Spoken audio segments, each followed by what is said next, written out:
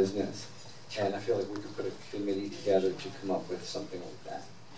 So. Thank you. Yolanda Sanchez, please, followed by Janet Serrano. Hope I didn't put your name.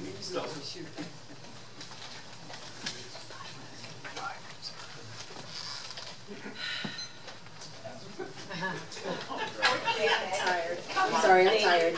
Yolanda Sanchez, 511 South D. Question, I know, question for Hudson Holdings, sorry, and Anderson Park. I don't have a position one way or the other on the subject. I hear a lot of stuff about jobs, yay, jobs. Now, and I hear a lot of people trying to get both parties to commit to green this and green that, which is cool. I'm all for it. What I would like to see, and I think the lady, the pink glasses, touched on it before, was I was hoping, like the city of West Palm Beach does, that the jobs that City of Lake Worth residents get first dibs on the jobs, because we need to keep the jobs here. You know, as many people that move in here, we have a lot of families that stay here, and we have a lot of families that could benefit from the jobs either way or a new way, however it goes. The jobs need to stay here, they need to come from here. Now, I think I put in an application, I've had some days when I think a rumor had arose that Gulfstream was going to open up the first time, but that could be just because I had heard it or misunderstood it. And I know the offices are in Delray, and I know that Delray is sort of like a cool working city, and I don't have, I guess, an opinion either way about anything regarding the beach being bought or sold or whatever. But I would like to get maybe a commitment besides the green bags or the green biodegradable forks, that we get jobs here that stay here. Because I want a job. I mean, I have a job currently, but if I need a job or one of my 4 sons needs a job, I want them to work near me. Thank you. Okay, I think let's go with Anderson Park. Can you commit to hiring local?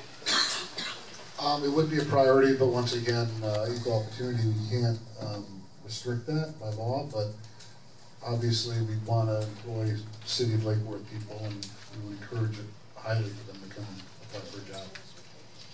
Hudson Holdings? Yeah, we always commit in every community to hire from the community first. What we do, of course, that's here, both in the hotel, restaurants, and anything that may happen to be definitely. Okay.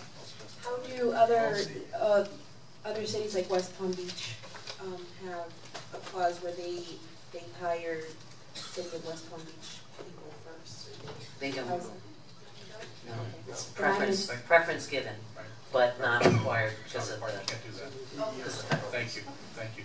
Mr. Andrew. And I just wanted to comment too, West Palm Beach can't do it, we can't do it, but we've always from this dais said that, you know, our first preference is Lake Worth residents, and every time we do an RFP and we put something out, it's also staff directs that we would like to try to hire within, but legally we cannot, you know, just limit it to that. Thank you. Janet Serrano, please, followed by Martha Gabriel.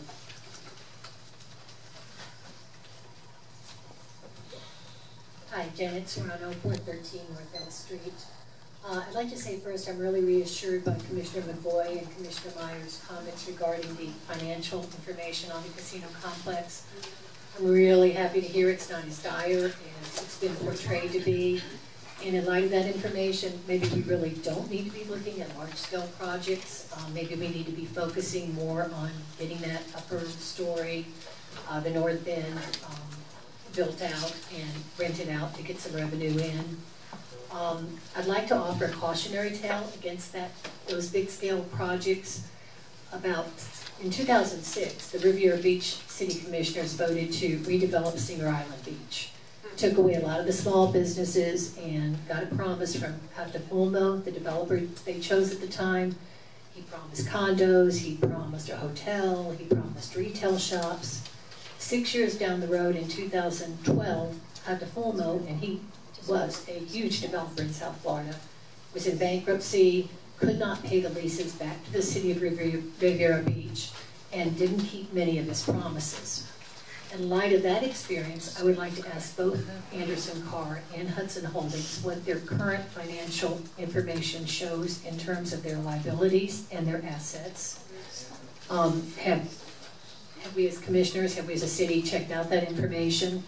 I'd also additionally like to ask Hudson Holdings, I understand the club is not a private club, that it is open to memberships from the public, but what is the proposed fee for membership? Like, we're not a rich city, we've got a lot of residents underneath the at poverty lines and poverty levels who would not be able to afford probably any club membership. And I had one additional question of Hudson Holdings. When you gave us those fiscal projections, what economist made those projections? Okay, let's start with question about financials, you guys. I guess, city manager, and this is probably a legal question as well. You know, again, we're only looking to see if we're going to move forward. I guess at the point a decision is made, if we want to go with one or other of these organizations, they'd have to bring their financials forward. Is that correct? That's correct. Before we would entertain any kind of agreement, we need to make sure that they have the financial ability to follow through with it. On Anderson & Carr, they did submit with their initial response financial information on their principals.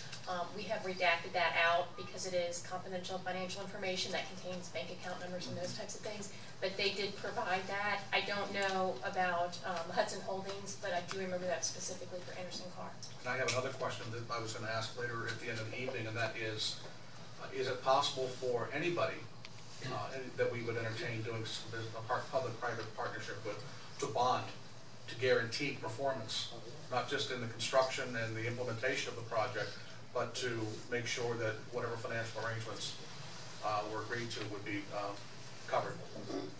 Absolutely. There's a lot of interesting things that you can do with bonding to ensure a project. Obviously, a lot of it falls back on their financial backing and also the financial backing of the surety behind the bond. But yeah, it's certainly something to explore to make sure that if they go under, the city still gets a project. Absolutely. Were there any questions there, Anderson Carr, you wanted to speak to? Our financials are fine. I'm sure the city will agree. All right. Can I resume? Thank you. Sure.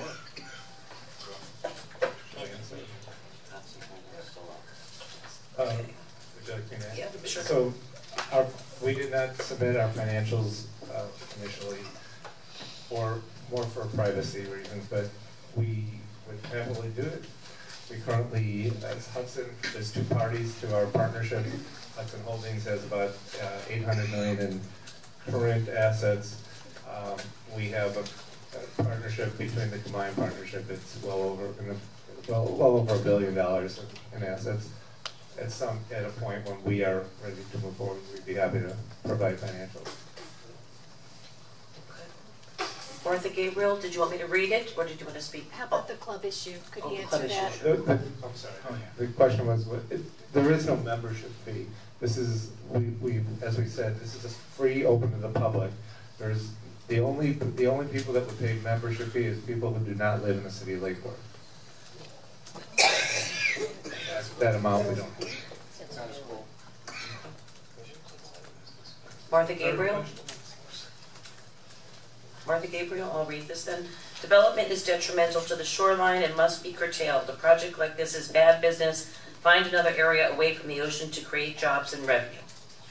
Joe Kennedy, followed by Jim Norman. Joe Kennedy? Jim Norman? Interested to know how many jobs each option would bring to Lake Worth residents. Again, we sort of answered that. Well, that's jobs total you could only guarantee. Lake Worth residents is the sticky wicket because, again, it can't be. It was answered before, but if you want to reiterate, you may. Job creation. Well, in our initial submission, we had, again, an independent economist. I believe at that point the job creation was approximately 300 jobs. And that's direct, not in, there's a number of indirect jobs, indirect financial impact that also occurs, which we haven't measured yet.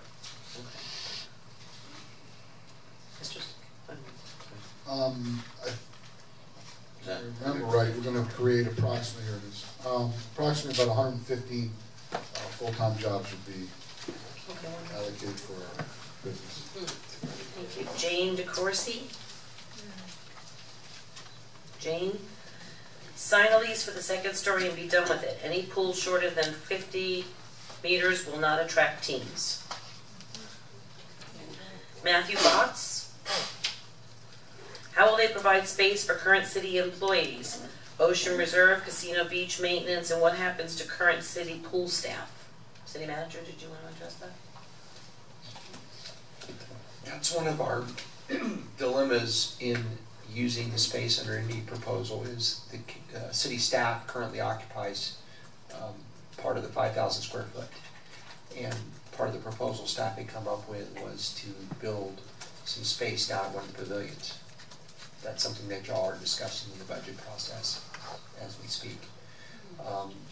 The pool staff, if there is a proposal that changes operations, we would try to encourage the operator to acquire their services, but there would be a downtime in between, so that would impact their jobs.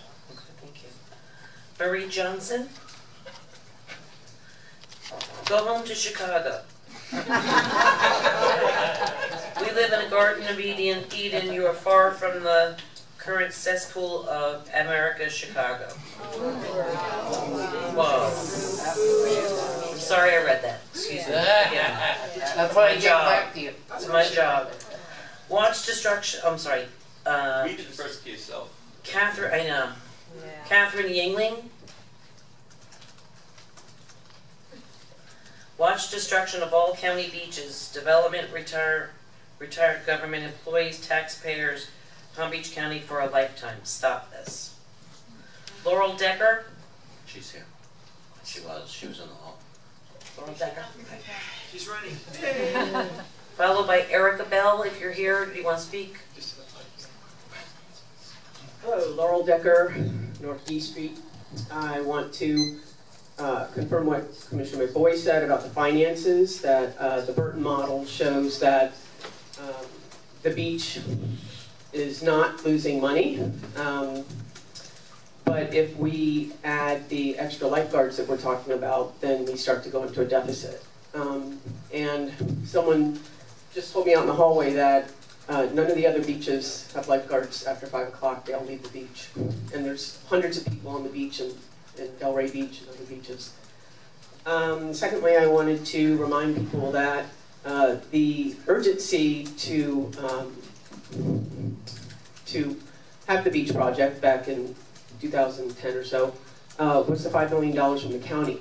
We felt we were in jeopardy of losing it. So we pushed ahead with the project. And lastly, I would like to ask Hudson Holdings, number one, if they would be willing to release their economic study. And number two, out in the hallway, it was hard to hear. I did hear that the beach is losing $300,000 a year, which is not true. And that there's going to be an $800,000 shift there. So that sounds like they're going to give us $500,000 a year.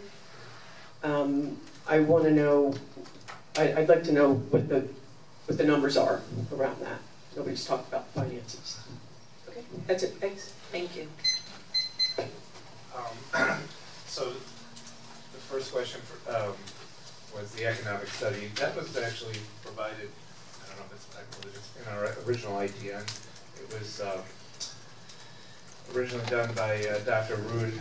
I believe the city has that study. Our numbers are again based on an economic study, economic analysis that could be provided. I don't have the analysis with me. I'm talking about the one, 18 million. Yeah, well, that's part of the original. That's part of the original economic analysis. which is public. Yes. Commissioner McBoyd? When you say it was part of the original analysis, in your presentation you noted a decline in square footage. I forget what the first number was, 65,000 and down to 22,000. Was the economic analysis based on 65,000 or on 22? It was based on the reduced amount. And I guess to address the finances of the beachfront complex and the study, again, we're investors. We have to answer to banks. We have to answer to real numbers, not projected numbers, not fairy tale concepts of how you can get to profitability. But we deal in real numbers, and banks deal in real numbers. So again, I welcome studies and I welcome projections, but we're using numbers that were actual cash profits and losses that were provided and that we're obtained. Commissioner? When did you do the economic study? October of 2014. As of March, the project was still at 50,000 square feet. So how could your economic study have been based on the reduced numbers when you were still at 65,000 square feet when you did the economic study? It was based on the original numbers. This is a different, we did an economic analysis in October. Correct. Based on the 65,000. Okay, that's not what you just said. That's not what you just said. You said that it was based on the reduced number. These numbers are based on the current. I'm talking about the economic study, and that's what Commissioner McBoy was asking when he did the economic study in October, and it was based on 65,000 square feet. Right. So these numbers were reduced to current square footages. If I may clarify, what he's saying now, and stop me if I'm incorrect, is that the proposal that you saw, the presentation you saw today is based on the reduced square footage. The study that you did back in 2014 was based on the 65,000 square feet. Which shows a much higher economic impact. So the impact on all the numbers are reduced to the square footage that we're proposing today, proportional. So you just... Commissioner McQuaid? You just took, and I'm assuming that the study done in October, actually, if we looked at it, we would see some detail, that there's going to be this many shops with this many people coming through per day and such and such, all that stuff. You should have looked at it as part of that. Okay, and you just took those numbers, because that an actual study with some level of detail was done, Correct. And you multiply that by 22 divided by 65. Or did you redo the study? No, we reduced the study to reflect the economic. So you've done two studies. We reduced the numbers from the original study. Doesn't change, the concept doesn't change. The economic analysis doesn't necessarily change. We're not proposing a different concept. We're proposing the same concept. We're just reducing the scale and the size. So that's what we did to the numbers. So reducing about the amount of square footage? So you multiplied it by 25 over 65, 22 over 60. Correct. Well, you just said you didn't, but okay. Because I didn't do it that way. Okay. But that's another way of doing it. Vice Mayor? Is there any way possible we can all come to an agreement on just exactly what the financial need is on that beach? First of all, we're not honoring the $500,000 per year payback commitment. Second of all, the beach has been patched together in terms of operations. So whatever we've been spending is the bare bones minimum to keep it open. It does not speak to or honor, if you will, the commitments to sustainability and whatnot that were created up front, okay? That which include lifeguard, which includes the pool, et cetera, et cetera, et cetera. So we're getting hung up on this number that somehow we're making $900,000. I don't see it that way. I didn't interpret that way. But there needs to be a definitive number on what it costs to operate that beach each year, but it's properly staffed, properly maintained. Not how we've done it in the past, just to keep it together. That's the number that we need to look at, because we're confusing folks with these numbers. Thank you. Erica Bell? So you're not going to address my question? Not me personally. Well, somebody needs to address it, because this is silliness. You can't have one person come in and say, we're losing, you know, 300,000, the next person say, we're making 900,000. Well, that's what we're in the budget process for right now. Okay, when do we pay back the $500,000 towards on the What I'm loan? saying is we need a definitive answer at some point in the next 30 How much seconds. money do we pay back of that $500,000 loan that we were supposed to pay back last year? The whole thing. You pay them. We aren't. We aren't. So that was part of the loan agreement. We did not pay back that. We tried to pay $250,000 another year, and then now we're talking about, instead of paying the $5,000 that we said we were going to pay back, we're now only going to pay $250,000, and that was suggested during budget discussions. So that's another whole part that nobody's figuring out. Those numbers that are not being paid back on the original loan, wherever it was from, that's not being paid back toward the beach. Nor are we paying for proper staffing on the beach, No, for we're not. lifeguards, Okay. or proper maintenance on the beach. Okay. Commissioner McVoy?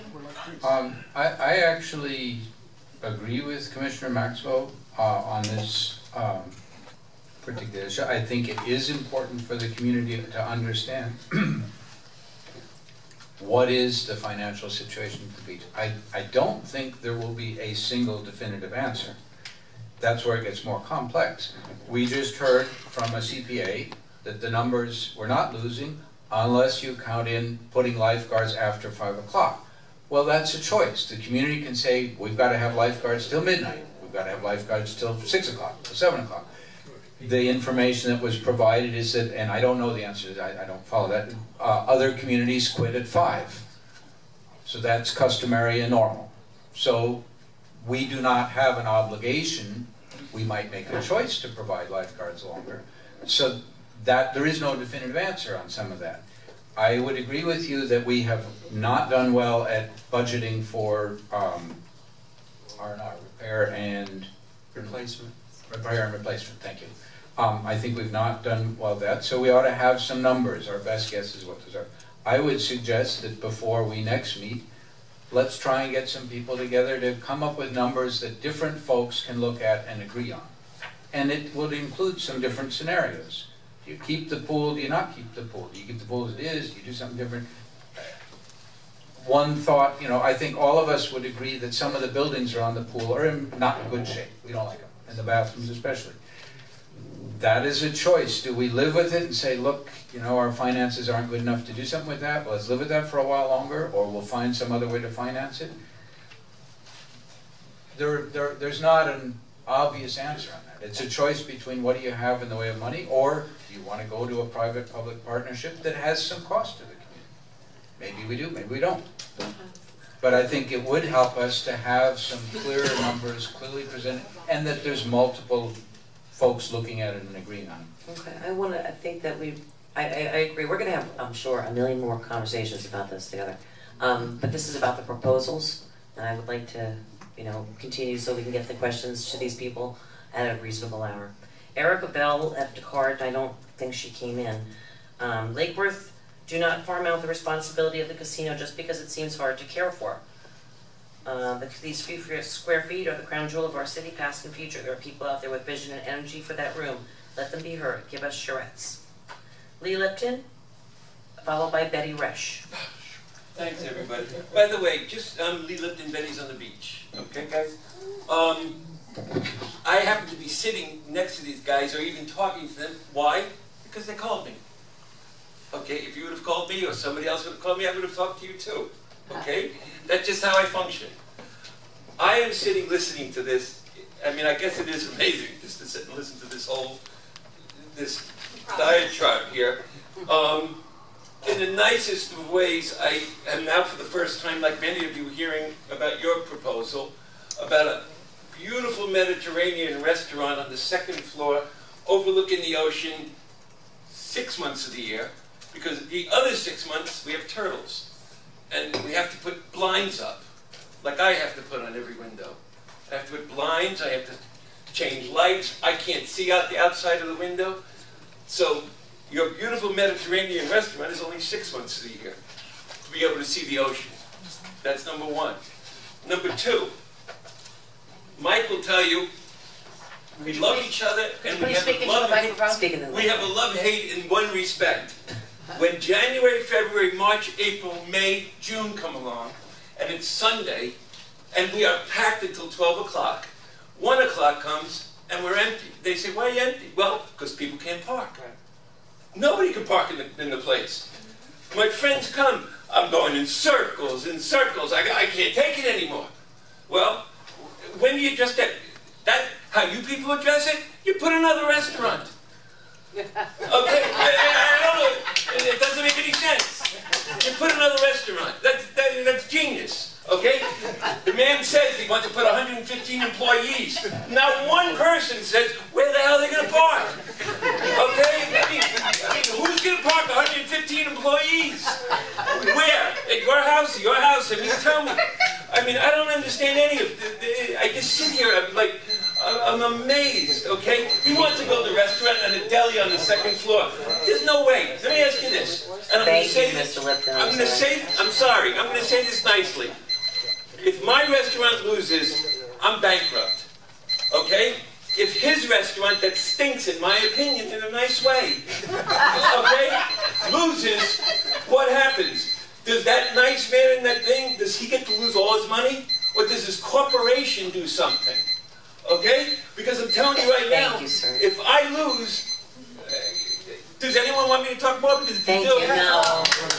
Okay? Thank you, sir.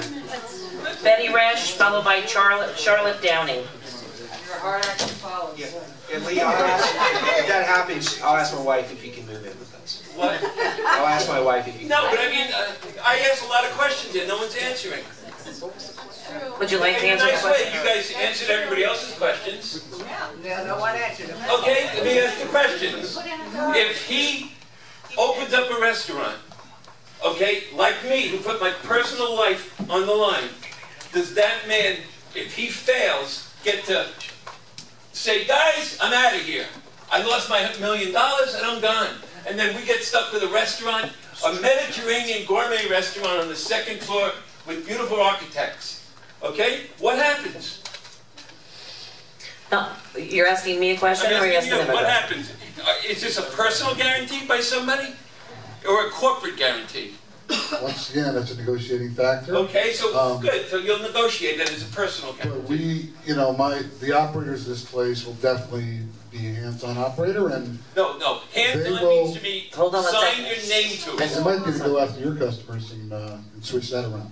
But what we have done, we have talked to Palm Beach County in reference to the parking lot to the north of the building, in reference to valet and doing evening valet. What did Palm Beach County say? Because I've called them too, and they told me no. Excuse me, you want me to answer your question, or I don't have to answer your question? Yeah, go ahead, sir. And they are on board and would consider any type of negotiation for us, like the new restaurant owner would actually pay or rent for their lot for an evening valet for their restaurant. So we've already talked to them about the parking for that. And as far as the employees across